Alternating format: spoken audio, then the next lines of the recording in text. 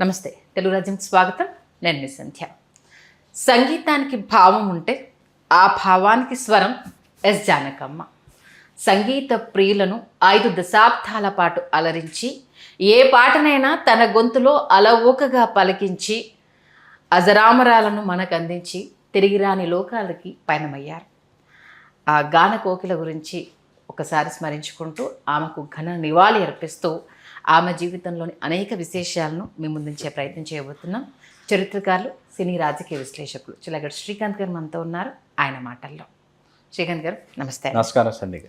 నిజంగా అసలు ఎప్పుడు ఆవిడ స్టేజ్ ప్రోగ్రాం చూసినా అదో తెలియని అనుభూతి. ఎందుకంటే అప్పుడు ఆ గొంతులో ఎంతటి మాధుర్యం ఉందో, ఆవిడ వయసు పెరుగుతున్న కొద్దీ కూడా ఆ మాధుర్యం ఏమాత్రం తగ్గకుండా 5 దశాబ్దాల పాటు అలరించడం అంటే మామూలు విషయం కాదు.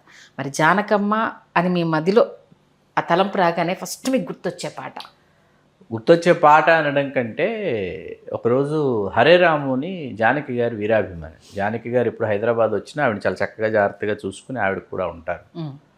ఆయన ఫోన్ చేసి, నా పేరు హరే రాము అండి, నేను ఎస్ జానకి గారి అభిమాని అంటే, నాకు చెప్పండి అన్న. నేను జానకి గారు మాట్లాడతారని ఫోన్ ఇచ్చేసారు ఆవిడకి. అవతల ఫోన్లో ఎస్ జానకి గారు. నాకు కాసేపు అర్థం కాలేదు. నమస్తే, నేను జానకిని మాట్లాడుతున్నారు ఆవిడ. మాట్లాడుతుంటే నాకు అసలు నిజంగా చాలా సంభ్రమాశ్చర్యాలకు లోనయ్యాను. చెప్పండమ్మా నమస్తే. అదే మీరు అల్లు రామలింగయ్య గారి మీద పుస్తకం రాశారని చెప్పారు, వారితో కలిసి నేను ఒక పాట పాడాను అన్నారు ఆవిడ. అంటే మన ఊరి కథ అనే సినిమాలో అల్లు రామలింగయ్య గారు ఒక పాట పాడారు, ఆయనే పాడారు. ఆయనతో కలిసి జానకి గారు పాడారు. ఆడించు ఆడించు జోరుగా అందాల పప్పు నూనె గానుగా అనేసి పాట, మంచి రసవత్తరమైన పాట కలిసి పాడారు అల్లు రామలింగయ్య గారితో. ఆ పాట ఎక్కడైనా దొరుకుతోందా, బయట అందుబాటులో ఉందా అని అడిగారు. అందుబాటులో ఉందండి, అల్లు సినీ హిట్స్ అని హెచ్ఎంవి వాళ్ళు క్యాసెట్ వేశారు, క్యాసెట్ పంపిస్తానని చెప్పి క్యాసెట్ హరే రాము గారికి నేను పంపించి ఆ విషయం నేను అల్లు అరవింద్ గారితో కూడా చెప్తే ఆయన చాలా ఆనందపడిపోయారు. తర్వాత జానకి గారిని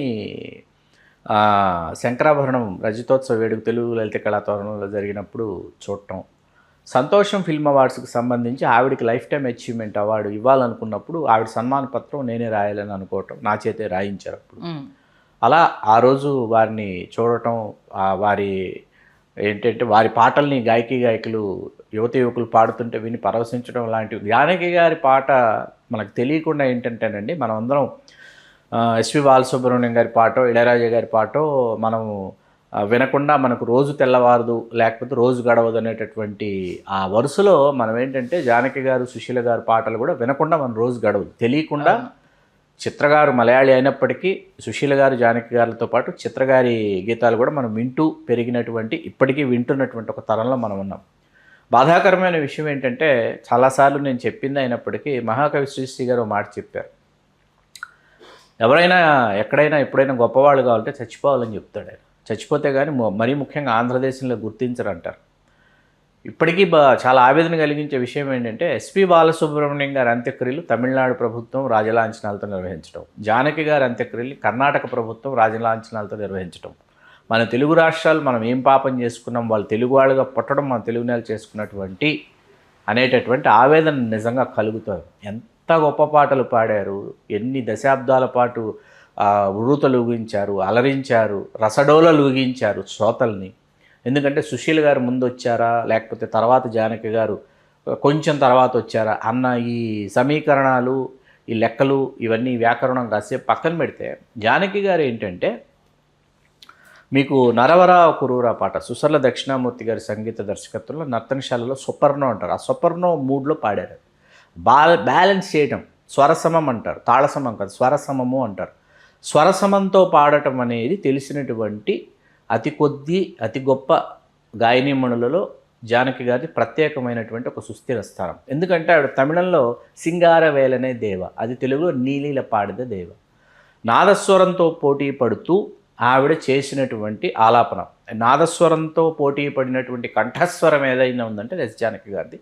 ఇవాళకి ఆ పాట మరొక గాయని కానీ, లేకపోతే మరొకరు ఇంకెవరైనా కానీ, ఆవిడ సమకాలీనంలో మరొకరు కానీ పాడి మెప్పించాలి, ఒప్పించాలి అనేటటువంటి ప్రయత్నం చేయలేదు. కొంతమంది గాయకి మణులు చేశారు, యువగాయకి మణులు, బాలగాయకి మణులు. కొంతమంది ఏంటంటే వాళ్ళకున్న గాత్రధర్మానికి సంబంధించి వారు కూడా అభ్యసించి సంవత్సరాల తరబడి, నెలల తరబడి కాదు, సంవత్సరాల తరబడి అభ్యసించి వాళ్ళు ఆలపించారు. కానీ ఎవరు ఏది ఏ రోజు అంటే ఈ విషయం ఎందుకు చెప్తున్నానంటే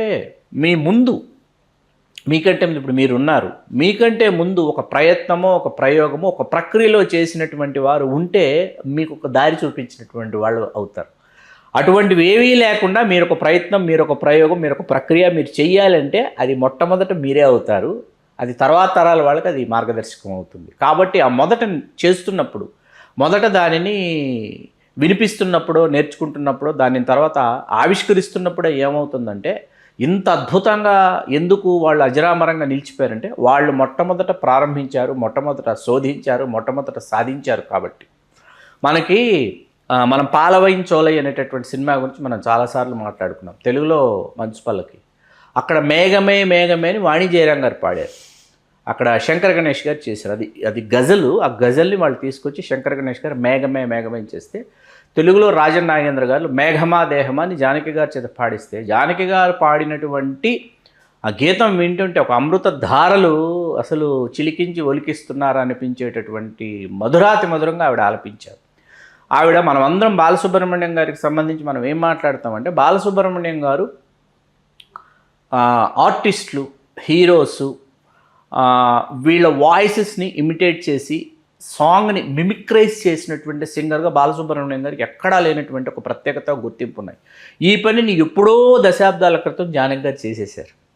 ఎప్పుడో చేసేసారు, దశాబ్దాల క్రితం జానకి గారు ఈ పని చేసేసారు. ఎందుకంటే ఏ గాయని పాడుతోంది, ఎవరు ఆలపిస్తున్నటువంటి ఆర్టిస్ట్ ఎవరు అని, ఆర్టిస్టు పాడుతున్నారేమో అనేటటువంటి భ్రమ మనకు కలిగించినటువంటి గాయని ఎస్ జానకి గారు. అందుకే మీకేంటంటే సప్తపది తీసుకోండి, గోవులు తెల్లన గోపయ్య నల్లన, ఎందువలన అంటే అందువలన. ఆ పాట అసలు ఎవరు పాడుతున్నారు, ఇది ఎవరు గాయని మణి పాడుతున్నారు, ఎవరైనా బాల గాయకుడు ఎవరైనా పాడుతున్నారు అనేటటువంటి పరిస్థితిలో మనం వింటాం కేవి మహాదేవన్ గారి సంగీతంలో. మనకి రమేష్ నాయుడు గారి సంగీతంలో శ్రీవారి శోభనం అని ఒక సినిమా ఉంది. అందులో హీరోయిన్కి పాడుతూ హీరోయిన్ తర్వాత బామ్మ పాడాలి, వెనువెంటే పాడాలి. బామ్మది కూడా ఆవిడే పాడి ఆ గొంతులో వణుకు అవన్నీ తీసుకొచ్చి అలకపానపు ఎక్కవేళ చిలిపి గోరింక పాట అన్నమాట. ఇట్లాంటి పాటలన్నీ పాడినటువంటి ఒక గాయనిమణి. అలాగే మనకు తెలుగులో జోరు మీద ఉన్న పాట తమిళంలో జానకి గారు పాడారు. అట్లాగే గుడిగంటల ఆలయమణి అంటారు, అక్కడ తమిళంలో పాడినటువంటి పాటలు కావచ్చు. అలాగే పోలీస్ కానిస్టేబుల్ కూతురు తెలుగులో వచ్చింది, పోలీస్ కారన్ కూతురు, అది ఆవిడే తమిళంలో. ఇప్పుడు మనకి తెలుగు తమిళంలో సుశీల గారికి ఎంత ప్రజ్ఞాపాఠ వాళ్ళు సుశీల గారిని ఎంతగా తమిళులు తెలుగు వాళ్ళు సొంతం చేసుకున్నారు, జానకి గారిని కన్నడిగులు మలయాళీలు అంత సొంతం చేసుకున్నారు. ఎందుకు ఈ విషయం చెప్తున్నానంటే, ఇళయరాజా గారి ముందు ఎంఎస్ విశ్వనాథన్ గారు ఆవిడ గాత్రధర్మానికి సరిపోయేటటువంటి గొప్ప పాటలు పాడించినటువంటి సంగీత దర్శకులలో ఎంఎస్ విశ్వనాథన్ గారు ఉన్నారు, ఎల్ వైద్యనాథన్ గారు ఉన్నారు, జీకే వెంకటేష్ గారు ఉన్నారు. ఇట్లా చాలామంది సుప్రసిద్ధ సంగీత దర్శకులు, కేవి మహాదేవన్ గారు ఉన్నారు. ఉన్నప్పటికీ మీకు ఇళయరాజా గారు జానకి గారి గాత్రానికి సరిపోయేటటువంటి, సరితూగేటటువంటి, వెలకట్టలేనటువంటి మణిమయ మకుటాల్ని ఇళయరాజా గారు ఎస్ జానకి గారి చేత పాడించారు. ఎస్ జానకి గారి చేత మరీ ముఖ్యంగా మనకి ఆకాశం ఏనాటిదో నిరీక్షణలో తీసుకుంటే, మీకు మలయాళంలో మొదట వచ్చిందండి యాత్ర సినిమా. హొయ్రే హొయ్రే యమునా తీరే పాట మలయాళంలో ఆవిడ పాడినటువంటి ఉచ్చారణ ఒకసారి విన్న తర్వాత,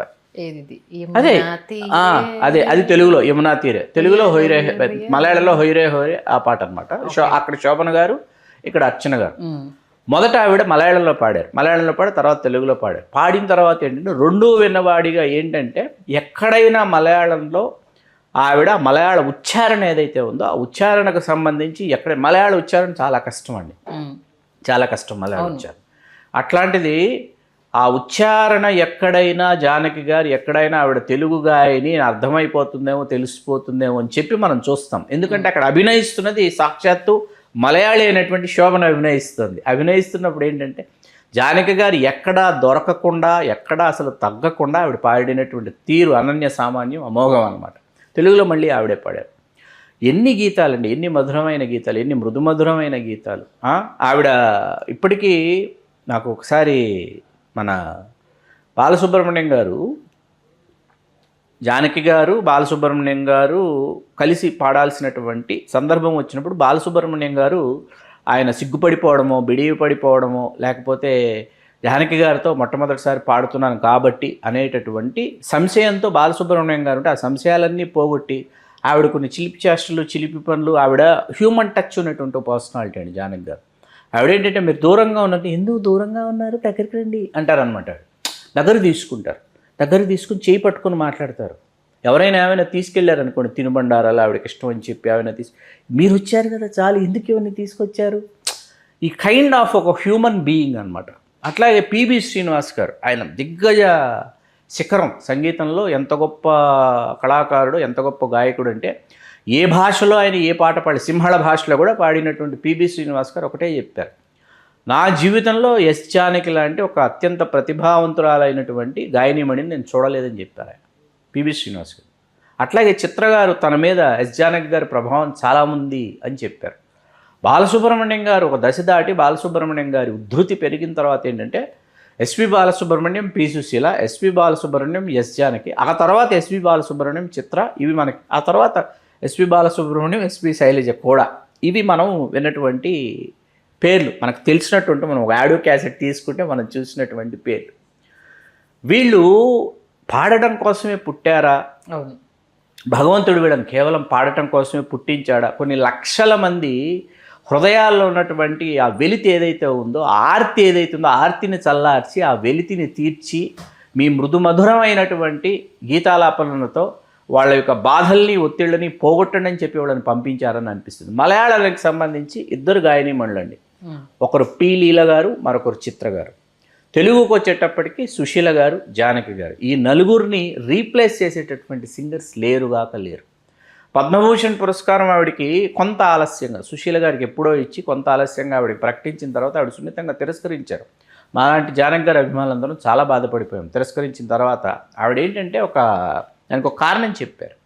ఆ కారణం ఏంటంటే, మేము గాయనీమణులుగా వెలుగొందుతున్న దశలో తీరిక లేకుండా మేము పాటలు పాడుతూ, మేము పాటలు నేర్చుకుంటూ, పాటలు పాడుతూ మేము మా కృషిని కొనసాగిస్తున్నటువంటి సమయంలో మాకు ఇటువంటి పురస్కారాలు ఇచ్చి ఉండి ఉన్నట్లయితే మేము మా కృషిని మరింత గొప్పగా, మరింత జాగ్రత్తగా మేము ఇంకా బాగా చేసి ఉండేవాళ్ళం కదా. మేము ఇప్పుడు దాదాపుగా వడలిపోయి, సడలిపోయి విశ్రాంతి తీసుకునేటటువంటి సమయంలో ఇంకా చాలు, మీరు ఇంక విశ్రాంతి తీసుకోండి, ఇదిగోండి మీరు ఇప్పటి వరకు పాడారు కాబట్టి మీకోసం ఇదిగో ఒక పురస్కారం ఇస్తున్నామని భారత ప్రభుత్వం ఇస్తే అది దానిని ఎట్లా స్వీకరించాలో నాకు అర్థం కావట్లేదు. మేము నిజంగా కృషి చేస్తున్న సమయంలో మాకు ఇవ్వండి, మా భుజం తట్టండి, ప్రోత్సహించండి అప్పుడు అని చెప్పి 12 నంది పురస్కారాలు ఉన్నటువంటి ఏకైక గాయనండి ఎస్ జానకి గారు. రాష్ట్ర ప్రభుత్వ పురస్కారాలు 12 పురస్కారాలు ఉన్న ఏకైక గాయని జానకి గారు. అట్లాగే ఆవిడ కొంత విరామం తీసుకుని తర్వాత సఖీ సినిమాలో 20 సంవత్సరాల క్రితం ఆవిడ పాడినప్పటికి సెప్టెంబర్ మాసం పాట, అసలు ఆ పాట పాడుతున్నది జానకి గారా, లేకపోతే ఆ పెర్ఫామ్ చేస్తున్నటువంటి అమ్మాయి గొంతుకులోకి ఈవిడ ఆవాహన చేసి ఈవిడ ప్రాణప్రతిష్ఠ చేసినంత గొప్పగా ఉంటుంది ఆ పాట. సెప్టెంబర్ మాసం ఇలా మనం మాట్లాడుకుంటూ వెళ్తే ఎస్ జానకి గారి గురించి అలా ఒక మొన్న సఖీ సినిమాలో మనం ముందు దాని గురించి నా ఫేవరెట్ సాంగ్ అని మీరు దాని గురించి ప్రస్తావించారు. నిజంగా 20,000 పాటలు అని అంటే ఇప్పటి సింగర్స్కి అది సాధ్యం కాకపోవచ్చు. ఎందుకంటే ఒక ఎస్పి బాలసుబ్రహ్మణ్యం గారు కావచ్చు, సుశీల గారు కావచ్చు, జానకి గారు కావచ్చు, యేసుదాస్ గారు, వీళ్ళంటే చిత్ర గారు చరిత్ర ఒక్కసారే పుడతారు అంతే, ఒక్కసారి పుడతారు వీళ్ళు, ఎగ్జాంపుల్ పుడతారు అంతే, ఒక్కసారి పుడతారు. వీళ్ళను రీప్లేస్ చేయడం అని అంటే మేబీ కొంత మనల్ని అలరించొచ్చుగా, అంటే కొంత మనల్ని ఆ ట్రాక్ లోకి తీసుకెళ్ళగా, కానీ వీళ్ళలాగా మైమర్పించడం ఎందుకు మైమర్పించలేకపోతున్నారంటే సంధ్య గారు, ఇప్పుడు ఇక్కడ ఉన్నటువంటి విషయం ఏంటంటే ఎందుకు మైమర్పించలేకపోతున్నారంటే, ఇప్పుడు మనం మాట్లాడుకున్న వాళ్ళందరూ కూడా ఒళ్ళు దగ్గర పెట్టుకొని గురువుగారి దగ్గర కూర్చుని, గురువుగారు అంటే ఇక్కడ సంగీతం నేర్పించేటటువంటి గురువు కాదండి. ఎస్పి బాలసుబ్రహ్మణ్యం గారు ఎవరి దగ్గర శాస్త్రీయ సంగీతం నేర్చుకోవాలి, ఆ విషయం మనందరికీ తెలుసు. గురువుగారు అంటే ఎవరైతే మీకు సంగీతం చెబుతున్నారో, అంటే ఎవరైతే మీకు ట్యూన్ ఇస్తున్నారో, ఎవరైతే మీకు లిరిక్ ఇస్తున్నారో, ఎవరైతే మీరు పాడండి అని చెప్పేసి, మీరు ఇలా పాడాలని చెప్పేసి ఆ కండక్టర్ మీకు డిక్టేట్ చేస్తున్నాడో, నోట్స్ కావచ్చు, లేకపోతే ఆ ఆర్కెస్ట్రైజేషన్కి సంబంధించినటువంటి వాళ్ళు ఎవరైనా సరే వాళ్ళందరినీ వీళ్ళు గౌరవించి వాళ్ళను గురువులుగా భావించి ఆ రికార్డింగ్ థియేటర్లు ఏవైతే ఉన్నాయో అట్లాగే ఆ లైవ్ ఆర్కెస్ట్రాలో వీళ్ళు ప్రాక్టీస్ చేసినటువంటి ఆ రోజులు ఉన్నాయో వీళ్ళు నేర్చుకుంటూ ఎప్పటికప్పుడు ఏంటంటే వీళ్ళు ప్రతిరోజు నేను గొప్ప గాయని అయిపోయాను, లేకపోతే నేను తీరికలేనటువంటి గాయని అయిపోయాను లాంటివి ఎప్పుడు బాలసుబ్రహ్మణ్యం గారికి లేవు, సుశీల గారికి లేవు, జానకి గారికి లేవు, ఎవరికి చిత్ర గారికి వాటికి లేదండి. వాళ్ళు ఏంటంటే ఈరోజు నేను ఏం నేర్చుకోవడానికి వచ్చాను, ఈరోజు నేను ఏం తెలుసుకోవడానికి వచ్చాను, ఈరోజు నేను కొత్తగా ఏం నేర్చుకుంటున్నాను. వాళ్ళు మొట్టమొదట మహా సంగీత విద్వాంసుల దగ్గర, సంగీత స్రష్టల దగ్గర పాటలు పాడినటువంటి రోజుల నుంచి తీసుకుంటే చివరి రోజుల్లో చాలా కొత్త సంగీత దర్శకుల దగ్గర మొట్టమొదటిసారి సంగీతం చేస్తున్నటువంటి వాళ్ళ దగ్గర కూడా వాళ్ళు అంతే వినయంతో, అంతే ఒబ్బిడితో, అంతే ఒద్దికతో వాళ్ళు పాటలు నేర్చుకుని పాడినటువంటి సందర్భాల గురించి మనం చాలా పెద్ద విశ్లేషణ ఒకరోజు చేయొచ్చు. ఈవేళ ఆవిడ ఎక్కడ పుట్టారు, పలానా గుంటూరు జిల్లాలో పుట్టారు, ఆ తర్వాత ఇదిగో చెన్నైకి వెళ్ళారు, ఇవి కాదండి. ఆవిడ మరి కొంతకాలం జీవించి ఉండేవారు, కుమారుడు చనిపోయారన్నటువంటి బాధ ఆవిడని తీసుకువెళ్ళిపోయింది. కానీ తొందరగా ఆవిడ ఇప్పటికైనా తెలుగు రాష్ట్రాలు స్పందించి ఇప్పుడు ఈవేళ అమరావతి ప్రాంతం ఏదైతే అభివృద్ధి చెందుతుందో ఆ ప్రాంతానికి చెందినటువంటి ఆవిడ స్వస్థలం ఏదైతే ఉందో అది ఆ ప్రాంతంలో ఉంది. ఆ మహాగాయనిమణి కాంస్య విగ్రహం అక్కడ, అట్లాగే హైదరాబాద్లో, వీలైతే చెన్నైలో కూడా ఆవిడ కాంస్య విగ్రహాలను ప్రతిష్ఠిస్తే నిజంగా సంగీత అభిమానులకి, జానకి గారి అభిమానులకి చాలా వాళ్ళందరం మనం ఆనందపడతాం. నిజంగా ఆవిడకి నిజమైనటువంటి నివాళి అర్పించినట్టు. ఖచ్చితంగా. బట్ నేను అడిగిన దానికి మీరు సమాధానం చెప్పండి. మీరు విన్న ఫస్ట్ పాట కావచ్చు, మీకు నచ్చిన పాట కావచ్చు, ఏంటి అని. ఎండ్లెస్ నీలిమేఘాలలో ఉంది. నీలిమేఘాలలో చాలా ఇష్టం నాకు. నీలిమేఘాలలో గాలి కెరటాలలో చాలా ఇష్టం. నరవరావు కురువర నా ఆల్ టైమ్ ఫేవరెట్. నరవరావు కురువర ఇంకా వేల సార్లు విన్న పాట ఆకాశం ఏనాటిది, అనురాగం ఆనాటిది, కొన్ని వేల సార్లు విన్నటువంటి పాట. నాకంటే ఇది మన జంధ్యాల గారి డైరెక్షన్లో వచ్చింది శ్రీవారి శోభనం. అది పెద్దలకు మాత్రమే మల్లాది వెంకటకృష్ణమూర్తి గారి నవల. నెక్స్ట్ వచ్చేసి శ్రీవారికి ప్రేమలేఖ, దాంట్లో అది రమేష్ నాయుడు గారి సంగీతం. అసలు అందులో ఆ విరుపులు కావచ్చు, ఆ సిగ్గు కావచ్చు, ఆ అంటే పెళ్లి కానటువంటి అమ్మాయి పెళ్లి కుదిరినటువంటి ఆ శ్రీవారి, కాబోయే శ్రీవారికి అంటే ఆమె రాసుకునేటటువంటి లేఖ ఎట్లా ఉంటుంది, ఏ భాషలో ఉంటుంది, ఏ భావ వ్యక్తీకరణతో ఉంటుందనేది తన గొంతులో పలికించినటువంటి మధుర గాయని ఎస్ జానకి గారు. అంటే ఆ లెటర్లో స్టార్టింగ్ వచ్చే వర్డ్స్ని ఆ ఎమోషన్తో చెప్పడం, ఫీల్ అయిపోయి అసలు ఒక్కొక్క దగ్గర అంటే ఆ గొంతులో కొన్ని చోట్ల ఆ తగ్గడము, ఆ ఇష్టాన్ని ప్రదర్శించడము, ఆ కోరికను చెప్పడము అనేది భావుకతని భావానికి స్వరం జానకమ్మ అవుతారు అని చెప్పేసి జానకి గారు ఆ భావుకతను పలికించడం అండి. ఎందుకంటే ఒక్కొక్క మన కోపం ఒకలాగా ఉంటుంది, మన ఆనందం ఒకలాగా ఉంటుంది, ఆవేశం ఒకలా ఉంటుంది, మన తాపం ఒకలాగా ఉంటుంది. వీటినన్నింటినీ గొంతులోనే పలికించాలి మీరు. మళ్ళీ ఇప్పటి జనరేషన్ని అమ్మ పాటతోటి స్టిల్ ఈ మధ్యకాలంలో అమ్మ పాట ఏదన్నా ఉంది అని అంటే రఘువరన్ బీటెక్ సాంగ్ ఎవరికైనా గుర్తొచ్చేది. ఆ పాటను మించి ఇంకెవరు పాడలేరేమో. అసలు ఇది జానకమ్మ గారికే సొంతం, జానకమ్మ గారికి అంకితం అన్నట్టుగా అసలు ఆ పలికించిన భావోద్వేగం కావచ్చు అద్భుతం. అది ఇంకా ఆ జనరేషన్ నుంచి ఈ జనరేషన్ వరకు, ఆ జనరేషన్ వాళ్ళకి చాలా పాటలు ఉన్నాయి. ఈ జనరేషన్లో ఇప్పుడు అమ్మ సెంటిమెంట్ కొత్త తరం వాళ్ళకి అమ్మ నాన్న దాని మీద ఏ పాటలు వచ్చినా దాన్ని యాప్ చేసేసుకుంటున్నాయి, ఇది మన కోసం వచ్చింది అన్నట్టుగా. అలా అమ్మకు సంబంధించి అద్భుతంగా జానకమ్మ ఉలికిచ్చిన ఆ భావోద్వేగము మాటలు వర్ణించలేము. 5 దశాబ్దాల పాట పాడడము అని అంటే మామూలు విషయం కాదండి. అంటే జీవితం పాటలా సాగిపోయింది, జీవితం పాటతో మొదలైంది, జీవితం అనునిత్యం మీ దైనందిన జీవితం పాటతో మొదలై పాటతో పూర్తయ్యేటటువంటి పరిస్థితి. మళ్ళీ వాళ్ళ కాస్ట్యూమ్స్ విషయంలో కూడా అప్పటి సింగర్స్ అంతా ఎంతటి జాగ్రత్తలు తీసుకుంటారనేది స్టేజ్ పర్ఫార్మెన్స్లో మేము ఇలాగే హుందాగా ఉండాలి, ఇంతే గౌరవంగా ఉండాలి, మమ్మల్ని ఎప్పుడు అంటే పాటలో విన్న వాళ్ళు మమ్మల్ని అలానే చూడాలి, అంతే రిసీవింగ్ ఉండాలి అనేసి అని వీళ్ళ వే ఆఫ్ డ్రెస్సింగ్ సెన్స్ గురించి కూడా డిస్కషన్ జరిగేది అప్పట్లో. నిజంగా అలాంటి ఆవిడ మన మధ్య లేకపోవడము, వీళ్ళందరూ అదృష్టాలు ఒకటి ఏంటంటే వీళ్ళు లేకపోయినా వీళ్ళ నిత్యం స్మరించుకుంటారు, వీళ్ళు అజరామరంగా నిలిచిపోతారు. వారు చేసినటువంటి కృషి వల్ల పుణ్యఫలం అంతే, వాళ్ళు అజరామరంగా నిలిచిపోతారు. ఏ కర్మ ఫలమో వాళ్ళు లేకపోయినా వాళ్ళని తలుచుకోవడం, ఆ పాట బా జానకమ్మ ఎక్కడున్నావు తల్లి, ఏం పాట పాడావు తల్లి అనేసి అని. బాలసుబ్రహ్మణ్యం ఎక్కడున్నావయ్యా, అసలు మా గొంతుల్లో ఇంకా మా చెవుల్లో మారి మోగిపోతున్నావయ్యా అని వీళ్ళ గురించి నిత్యం స్మరించుకోవడం అనేది ఏ జన్మ పుణ్యఫలమో సార్.